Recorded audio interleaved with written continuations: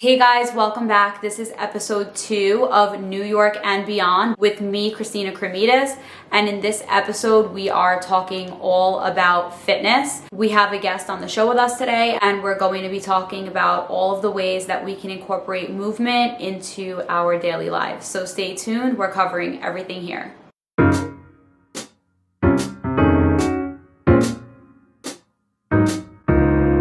Thank you guys so much for being here for the second episode of this brand new series. New York and Beyond strives to help us all achieve our fullest lives by putting us in touch with experts in various industries to share valuable skills with us. I have experts coming on from all different industries: fitness, wellness, therapists, relationship experts, organization specialists, productivity experts, everything you can think of. We have an amazing schedule lined up for this series. My guest today is my very own sister. Her name is Maddie Danza. She's a soon-to-be certified strength and conditioning specialist. She has an active and growing Instagram community where she motivates her followers with daily workouts, health tips, and personalized programs for the clients who she is working personally with. Her passion for fitness is made so unique by her emphasis on balance and sustainability, which is really going to come through for you guys as we hear from her today. Before I bring in Maddie, I do want to remind you to please subscribe if you enjoy this content.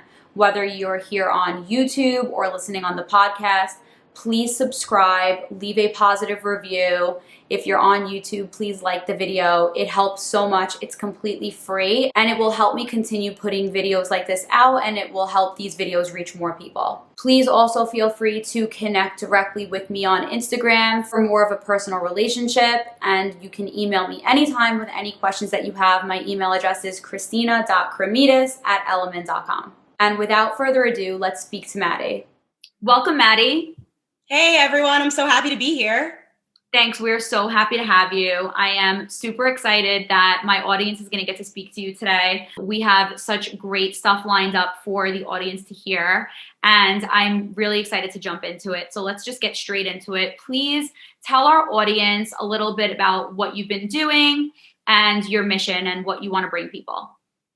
So my mission really is fitness for all. I think that it's so important for us to incorporate it into our daily activity.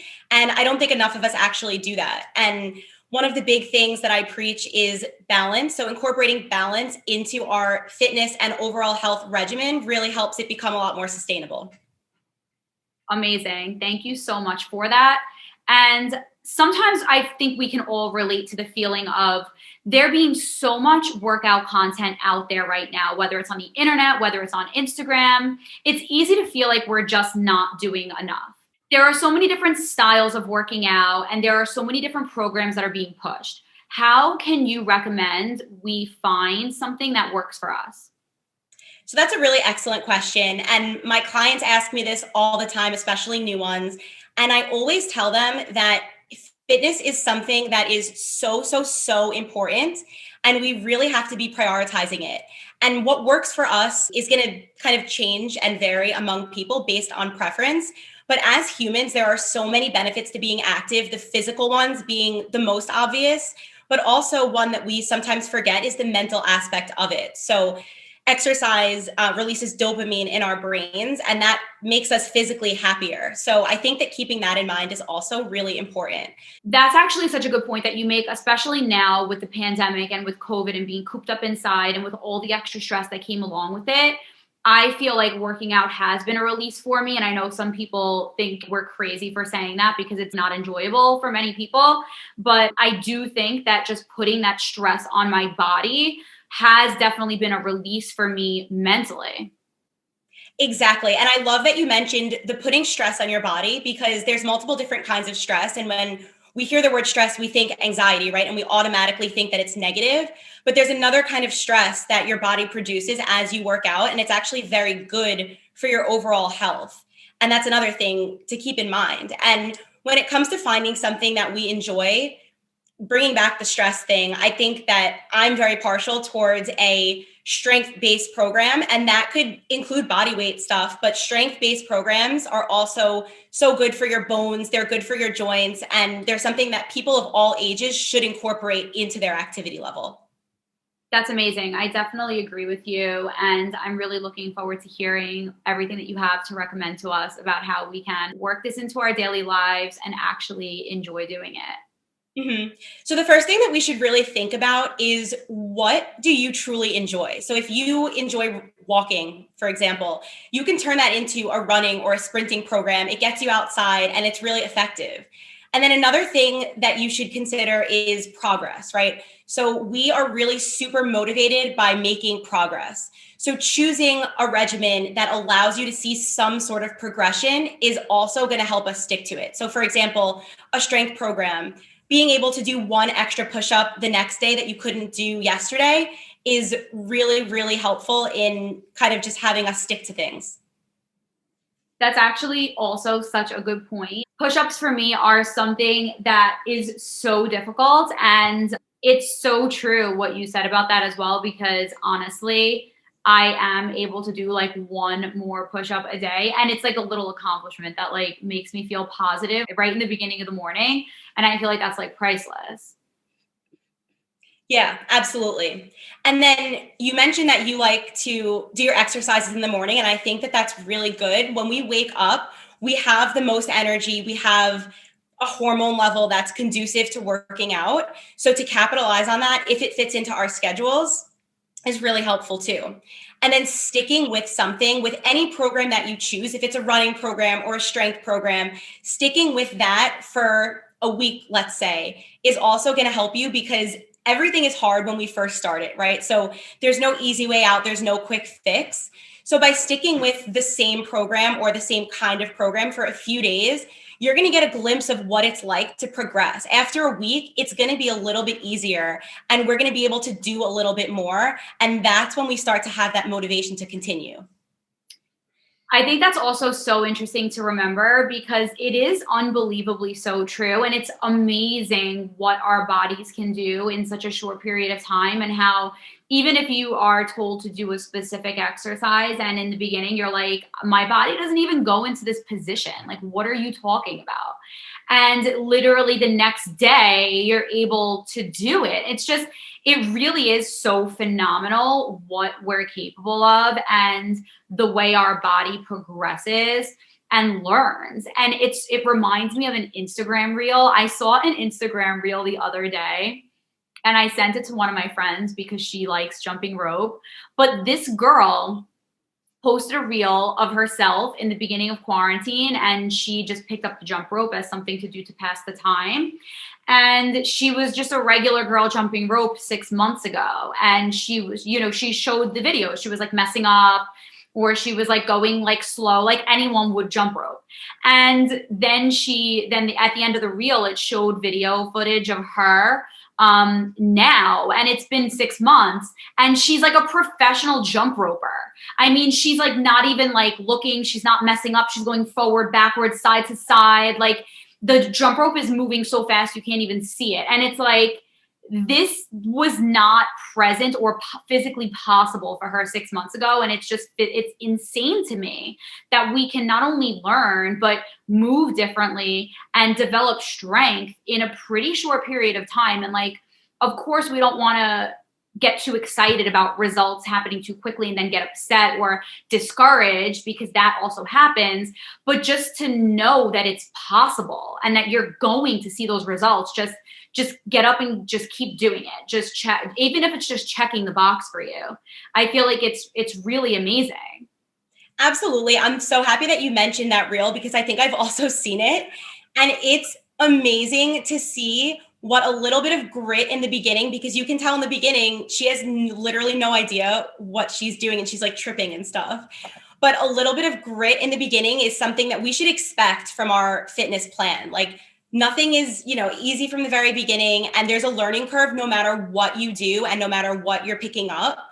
So to have that determination to kind of just get through the beginning of it, and then once you start seeing that progress, you're going to just obviously continue with it because you're motivated. But it's incredible to see that kind of transform over time. There's an interesting thing with especially strength and conditioning, where our bodies adapt. So that's the whole point of any kind of fitness, is our bodies are adapting to an external force on it. So if you lift extra weight, your body is saying, okay, to live my daily life, I need to now lift all of this weight. And since we're always trying to survive, our body adapts. So that's why we see progress. If you're running for a mile every day and then you bump it up to 2 miles every day, your body's like, okay, now there's this thing that's chasing me, whatever it is, that requires me to run 2 miles every day. If I don't finish those 2 miles, I could die. So your body is constantly adapting to these external forces, which is why consistency is so key. So you have to trick your body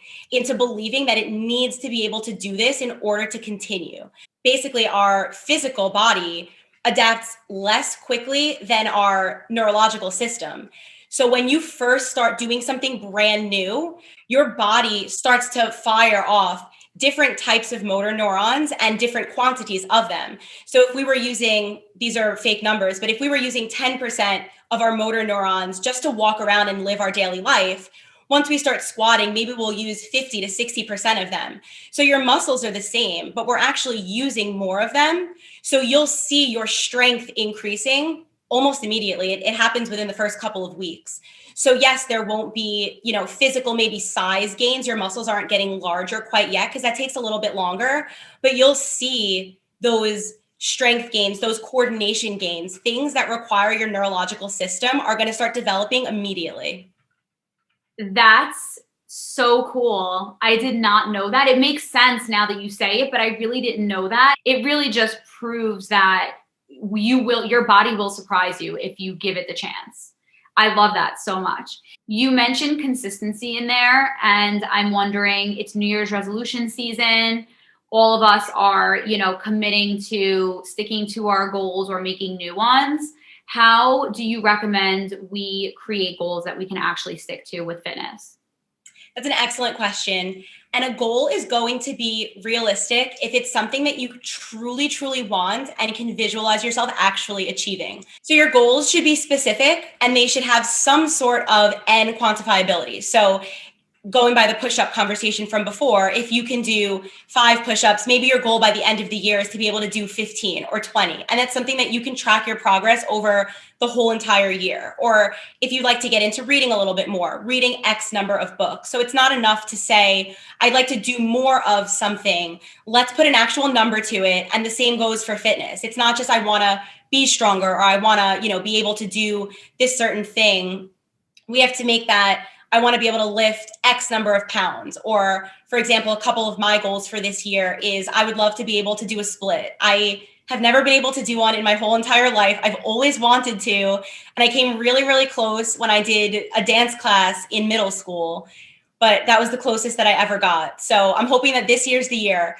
But that is something very specific that I want to do. And I also want to master the handstand. So I've been working on inversions for a little while now. I've been working on balance moves because my balance isn't the best. So I'm hoping that those are things that I can achieve this year. And they're super specific and they're things that I've really wanted for a really long time. So those to me are good goals that I think that I can achieve. That's gold, guys. Okay, so speaking directly to the audience here, we've all read something about making a quantifiable goal, but tell me that we really remember to do that when we're thinking about fitness. It's crazy that you mentioned the split, because I know that some of you who follow me on Instagram might know I told myself that I wanted to become more flexible. So I've been stretching on a daily basis, and honestly, I couldn't really tell. Like, I feel like I have gotten more flexible, but I'm I'm just assessing how I feel every time I stretch, and the time of the day that you stretch will affect if you can touch your toes or not. So it's funny that you mentioned, it sounds so obvious, but I was not quantifying that goal. If I told myself I want to be able to do a split, I would know when I've improved. But I've just been stretching willy-nilly. And it's so funny that you just use that as an example, because I'm going to go back and quantify that goal for myself so I can actually keep track of if I've achieved it. So guys, if you have been telling yourself that you're going to work on something or you're going to improve in a certain area, maybe just take a minute, like even if you pause this podcast or pause this video and just try to really think for yourself, like how can you quantify that thing that you have in mind? And I think that that might actually really be a helpful way of also getting excited about the small steps that you get towards that goal. I agree completely. And I also want to just add to that. I think that having a regular fitness regimen for a lot of people can be overwhelming. And it's something that they throw a video on and they're like, let me just get through this 30-minute video. They suffer through it and then they move on with their day. But if there's a quantifiable goal when it comes to fitness in and of itself, that video is going to be one step closer to your goal. And you're going to be so invested in that and you're going to enjoy it so much more. Completely agree. While your goals should be big, because obviously we want to achieve a lot over the course of the year and we shouldn't limit ourselves, it is helpful to break down our goals into smaller pieces to help us manage our progress and keep us motivated. So, for example, I have my annual goal of being able to do a split. And I know that's not going to happen overnight. And if I stop losing sight of the small individual progress, I might just totally drop off and think that it's unattainable. So I have January goals set, individual January goals. So I have my annual New Year's resolution goal, but then I also am going to have monthly goals. So for January, something that I'm trying to do is stretch a certain number of times per week. So I have 4 days a week as my stretching goal for January. And I'm tracking that and kind of tracking my progress over the course of the month. And from there, we can manage our monthly, weekly, daily progress to a level that, you know, you're comfortable with and that makes sense for your goal. And you'll be hitting those small milestones very frequently. And you'll know exactly how much longer it'll even take for you to get there. Maybe it'll be sooner than the full year, who knows?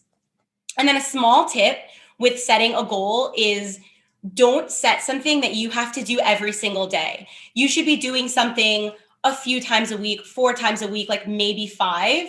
But if you set your initial goal for, I'm going to do XYZ every single day, as soon as we miss one day, which happens, life happens and we get busy and nothing is really meant to be done every single day, unless it's like brushing your teeth, right? But if we set our goal to do something every single day, as soon as we miss one day, we failed. We've already failed and we consider ourselves to have lost. And it's a lot harder to start over again than it is to say, okay, I didn't do it today. Tomorrow's day 3 of the week. I have so many more days left to just kind of recoup and we're motivated to just get it going again for the rest of the week. I definitely agree with you on that. I feel like that the mental piece of it makes such a big difference about kind of giving yourself a little bit of grace. And it's interesting too, because there are some days where I'm like, I feel like this wasn't great, but you know what? I showed up and I gave it my all, and I'm going to come back tomorrow and I'm going to do the same thing. When you remember that you're going to come back tomorrow and you're going to do the same thing, or whatever your third day of the week is that you want to hit, the pressure of that single day is kind of taken off. And you're like, this is part of a greater project. Today is not the end of the world. I do agree with that. And I think that ties really well with what I was talking about earlier of balance. So we shouldn't consider these fitness regimens to be, first of all, temporary. And second of all, something that's so wildly out of the ordinary. We're not trying to shock our bodies. We're not trying to do a crazy amount in January to kind of take us through the rest of the year, right? It doesn't work that way. So how we should be looking at this is we're building ourselves a new lifestyle. And I tell this to friends, family, clients, anybody that comes to me with questions about fitness or even their nutrition. It's not, I don't call it a diet ever. It's not, we're not cutting carbs. We're not doing any of those fad type things, because they're not sustainable. What we want is we want a lifestyle that works for you. So whenever I work with someone, I always ask for all of their opinions. Okay, what do you like to eat? What do you like to do? How often can you exercise? Is it 6 days a week or is it 3 days a week? It depends on your schedule. So taking into consideration everything about your specific lifestyle makes the whole entire thing sustainable. Very true. I feel like something that I've worked on a lot over the past year. So for me, something that I really did struggle with was I either did phenomenally that day or I brutally failed.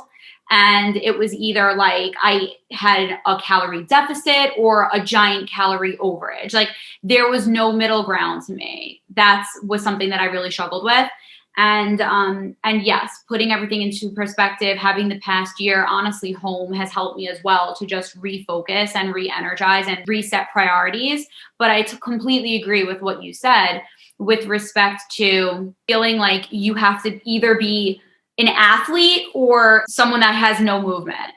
I think something that might help too is maybe not making this exercise program the definition of who you are. Like, we're not like, you're not being called to become an athlete. Like, we're talking daily movement. And I feel like that's also something that really helped me too. It's not like if you're going to commit to something, you have to be even the very best at it. It's just a matter of doing what you can on any one given day. Do you have any specific tips for how we can stay consistent when we are not feeling motivated, or even if we're not feeling that great? Yeah, absolutely. So I know we already talked about consistency and momentum and how easy it is to stick to something once we already have that kind of under our belt. I think another thing that we don't talk about enough is sheer discipline. Sometimes it's going to come easy to you and sometimes it's not. And sometimes we have to get up and just roll out of bed and kind of figure out how to make it work, because that's what we had planned to do that day.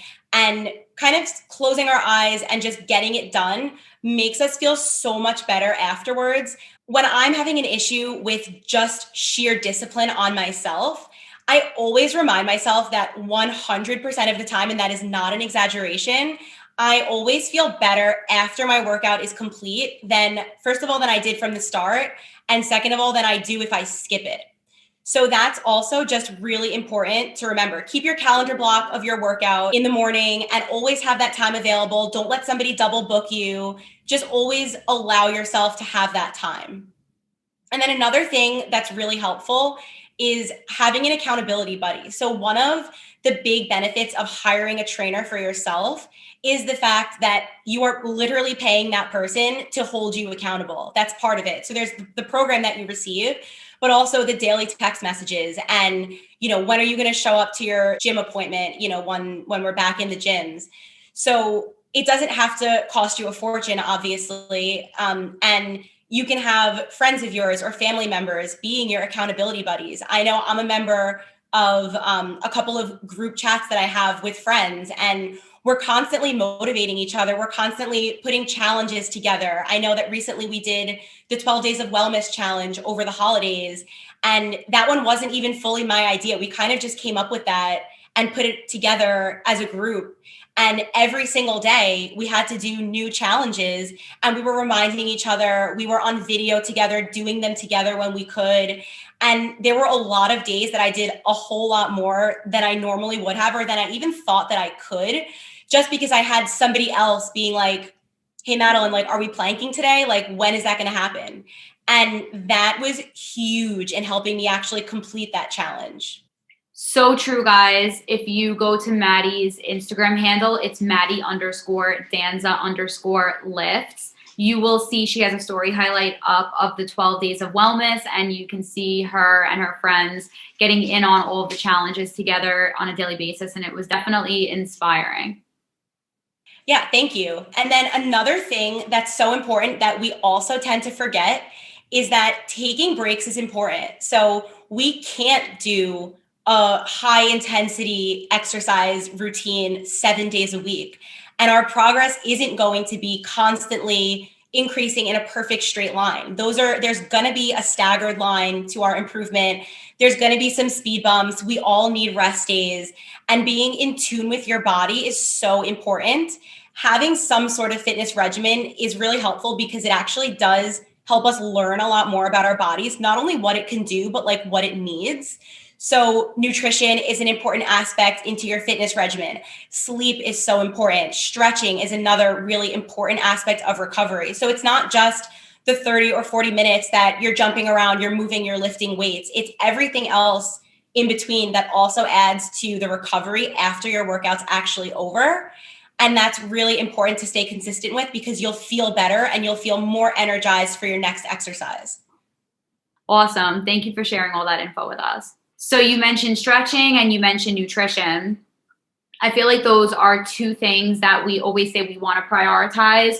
But as soon as things get hectic or busy, they, at least for me, those things are the first to slip. How important are those really? Like, if we're doing the workout, are the stretching and the nutrition part of it stuff that's going to actually derail us if we don't do it?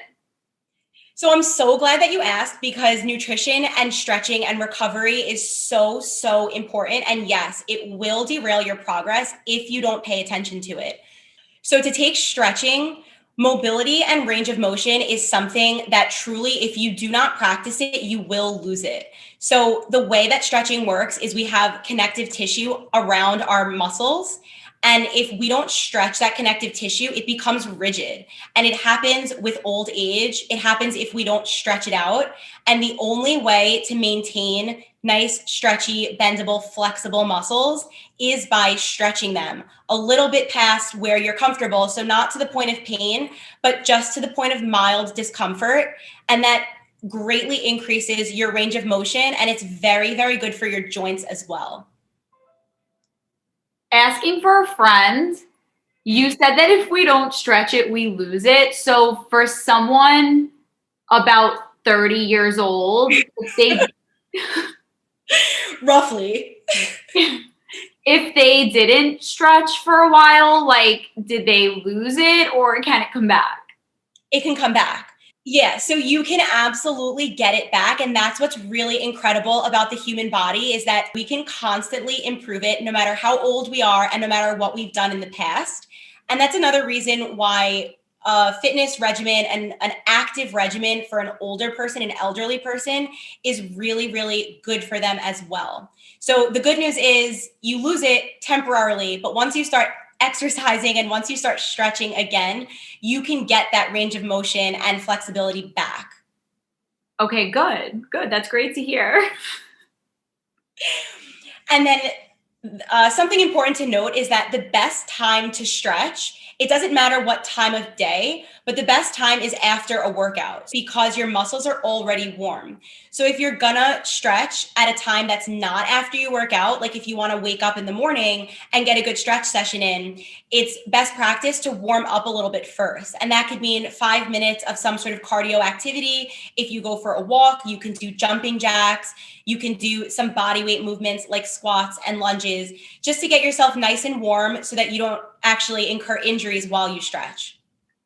And by getting warm, pretty much you're saying get some blood flow to those muscles.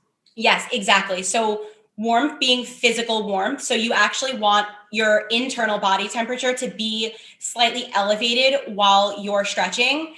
And you also want increased blood flow to those muscles. This sounds crazy, but if you use a heating pad while you're stretching, will it help you stretch?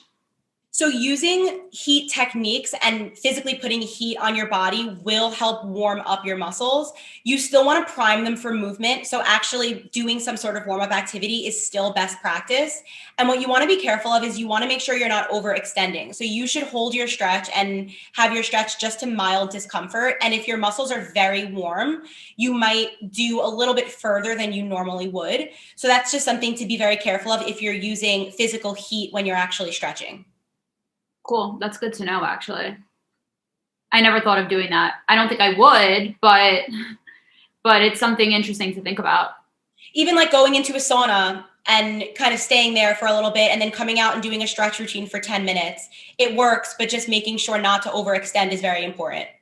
Yeah, the sauna is amazing. That's true.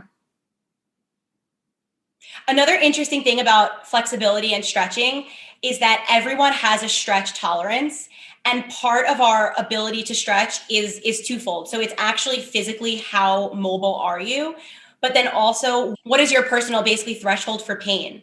So the body doesn't want to be stretched too much. And there are things called proprioceptors in our muscles that actually prevent us from being stretched too much. They're triggered when we feel like we're being overextended, and they're connected to our connective tissue as well. So it's connected to your joints. It helps to train ourselves to get better at it. It trains our threshold for pain, basically. That makes sense. I did want to have our audience also hear something that I heard, which I thought was really interesting. And I feel like no matter where we're researching or what we're listening to, there's constantly going to be messages when it comes to mental health that have to do with breath work. Breath work is something that I hear all the time, and it's very often spoken about when it comes to calming the body, regulating the body, and regulating our breathing. And it's funny because I was listening to one recently, and the person who was speaking mentioned like breathing heavily 12 times or something like that. Like, and doing that like 5 times. And I was like, that's pretty much working. That's pretty much how I breathe when I'm working out. And I also, I notice that the more I work out, the less panicky or anxious I feel, throughout the day. So is there really a correlation to that? Like if people are looking for another why get involved in a program or why be active, would you say that the mental benefits are really significant when it comes to working out? Yeah, absolutely. I think the mental effects of exercise are immense. It is a known stress reducer and also has been known to reduce anxiety. So, if you're somebody that struggles with that, exercise can be a really important tool in your toolbox to kind of just help manage that.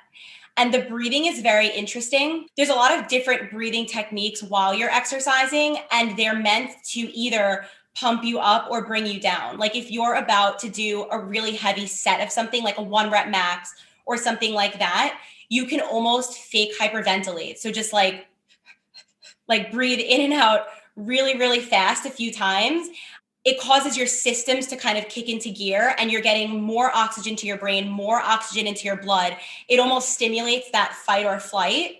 And your body is like primed and ready to move and it's ready for action. And then you can have maybe a little bit more explosive power or something like that. Whereas in between, you might want to relax your breathing or lower your breathing to help your body recover because there's certain recovery that has to happen in between your sets, for example. And you don't want to be, super, super hyped up when you're trying to chill. But yeah, your breathing is a huge technique. Well, something that I noticed too, I used to do more cardio than I do now because I really hate cardio. But back when I would say like run 5 miles in the morning, I felt like I was so much more out of breath than anyone else I saw around me. Like I literally, my lungs would hurt. Like I felt like I could not catch my breath while I was running. And I had never learned about the way you're supposed to breathe when you're doing a cardio exercise. And once I learned that, I stopped taking so many shallow breaths and I was actually able to run. And now I use that too when I do shorter cardio exercises, more rarely now. But if you breathe in slowly and deeply, which is counterintuitive because you think you need to breathe quickly when you're doing cardio, but if you breathe in slowly and deeply, and then the way I do it is I almost like push my breath out and I kind of breathe out for a little bit of an extended time. And in my head, this is probably not right, but I feel like I'm like releasing my carbon dioxide or something. I don't know what's happening, but immediately I feel like I'm not even working out. Like all of a sudden I'm not out of breath anymore. It's amazing. I love that you mentioned that. And playing around with my breathing techniques while I'm doing cardio or running is also something that I like to do and I find works. And yes, the deep breaths are a lot more effective than those shallow ones. There's also something called our oxygen consumption, and it's basically the amount of oxygen that is consumed by our muscles at any given time. And our VO2 max is the maximum amount of oxygen that our muscles can consume. So we can actually increase our VO2 max, which makes something like cardio a lot easier. And it has to do with your heart. So your heart can either pump more forcefully or it could pump more blood in one given stroke. And those two things can be improved with additional exercise, specifically cardio exercise or high intensity exercise like sprints, something that really gets your cardiovascular system going. And that's also really helpful with endurance. Amazing. That's so good to know. Thank you. So I'm not crazy. No, definitely not. Back to your question about nutrition. Nutrition is also incredibly important to your progress. So different foods are going to give us different benefits. Some of them give us energy. Some of them are giving us the nutrients that our body needs to perform daily functions from a cellular level to a system level, like having proper breathing and brain function. So every single food group is really, truly important. I'm a firm believer that diets shouldn't exist. So what's necessary in your lifestyle is a nutrition regimen, not a diet, but a nutrition regimen that really works for you. And for me, that means incorporating a variety of different things. And unless you have a allergy or a sensitivity, I don't think that things should really be removed from your diet in large groups, because you could accidentally deprive your body of some sort of nutrient that it really does need. Got it. Except for like stuff that's bad for you. Right. Well, I'm glad you mention that, because I also say that whenever I talk to my clients, they're like, yeah, but like, what about pizza? And we can incorporate anything that we want into our lifestyle. Here's how I look at it. If you wouldn't give it up for the rest of your life, you shouldn't give it up for this month that you're, dieting per se.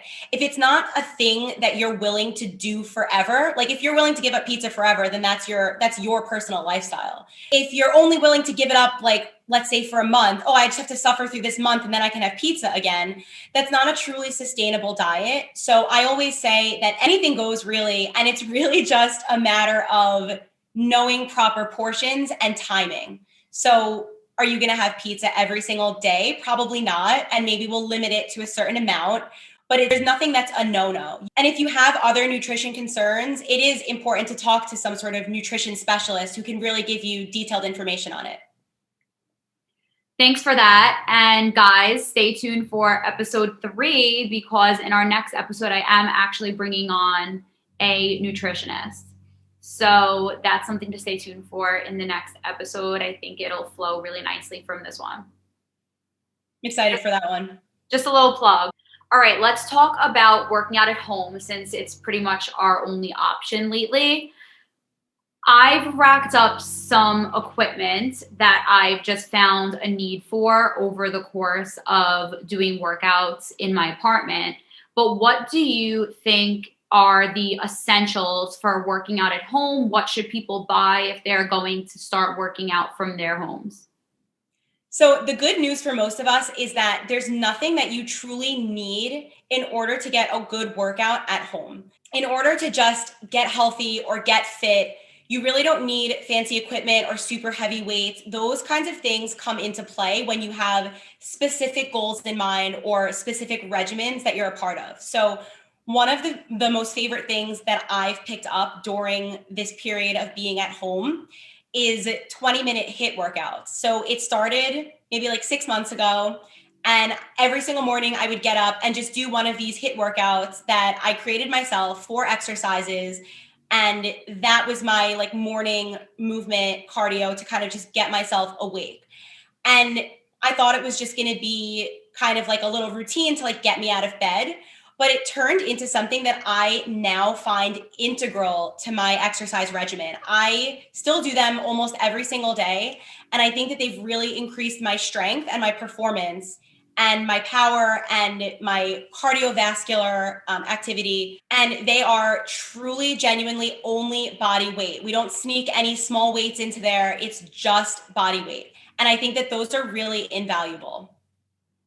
So I've been following your HIIT workouts as well, and they're always 20 minutes long, different variations in difficulty, and you have them all saved on your story highlights. So again, guys, I definitely recommend checking out Maddie's story highlights. Her Instagram handle is Maddie_Danza_lifts. And she has all of her workouts in story highlights, bucketed by upper body workouts, lower body workouts, as well as these 20-minute HIIT, which stands for high intensity interval training cardio workouts. And they're amazing. If you're looking for a little bit of a guide to doing your workout at home, I definitely recommend you check them out. Yeah. And I really did organize my Instagram so that it would be very easy to not only find exercises that you're looking for, but also to kind of build your own program. So you can alternate a lower day with an upper day during your week. And the HIIT workouts you can do any day that you want. You can double them up with a regular workout. You can do them as their own workout. And I explain in the comments exactly how you can do it. And I give modifications. So if any exercise is difficult for you, you'll know exactly how you can modify it to make it something that is your level. And I'm always available via DM or email or however you want to reach me to ask me more specific questions about your personal fitness level or any issues that you have that I can then further modify things to make it more unique for you. Awesome. I think there are many people in our audience that are going to reach out to you directly for that info. Yeah, absolutely. And if you are looking to build a little bit of a home gym for yourself and just move away from the body weight stuff because you're ready for that, the first thing that I think you can get are some low weights. So you can get 5s and 10s, maybe a 15. There's so much that you can do with just a little bit of weight. And then another tool, and it was actually the first thing that I purchased during the quarantine. During the quarantine. Quarantine? When did the word quarantine become Italian? I genuinely want to know. I don't know, but it was soon. It was really early on. The quarantine. Yes. So the first thing that I purchased during the mandatory stay at home was actually a set of cables that you can connect to your door. And that really got me through the first few months because there's so much that you can do with those cables. And that is another tool that I think is a really, really good at-home gym tool. Amazing. Send me the link to the cables that you use, and I will share them in the description here so that they can buy the cables that you recommend. And there are a couple of pieces of equipment as well that I would like to recommend to the audience, so I'll include them in the description below, just a couple of ideas for different unconventional type of weights that I think are really cool and have helped me a lot. So we'll link those for you guys in the descriptions. Yeah, absolutely. Maddie, this was amazing. Thank you so much for coming on today and speaking with our audience. This was immensely helpful. And I definitely know that people are going to want to reach out to you directly. So can you let everyone know again the best ways to reach you? Yeah, absolutely. So I'm always very available on my Instagram. You can send me a DM and I respond to all of them. And you can also send me an email if you have something that's a little bit of a longer inquiry that you'd like to be in an email. And my email is linked in my Instagram as well. Great. So I will link your Instagram for everyone. Again, her handle is Maddie_Danza_lifts. And I am going to provide the link for you guys there. And the other thing too, don't forget when you stop by Madeline's Instagram, definitely check out her story highlights. They are really, really helpful. And she posts daily workouts as well. She posts them in the morning so that they come in time for you to do your session no matter what time you're getting started. So definitely an awesome tool and I highly recommend it.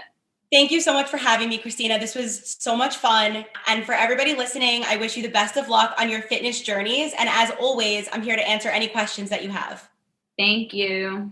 And don't forget, guys, please remember to like, subscribe, provide a good review. Anything that you guys can do to show your support is so appreciated and will help me put more content like this out there. I truly appreciate it. Also, definitely follow me on Instagram. My Instagram handle has changed. It is now Christina.Cremidas. That is my Instagram handle now. I changed my handle recently because I wanted to be more searchable. I noticed that it was difficult for some people to find me on Instagram. So I am now Christina.Cremidas, and there I run giveaways. I share pretty much everything about my day. So definitely follow there. I would love to connect directly with you. Thank you guys again so much, and stay tuned for episode 3 where we are going to be speaking with a nutritionist.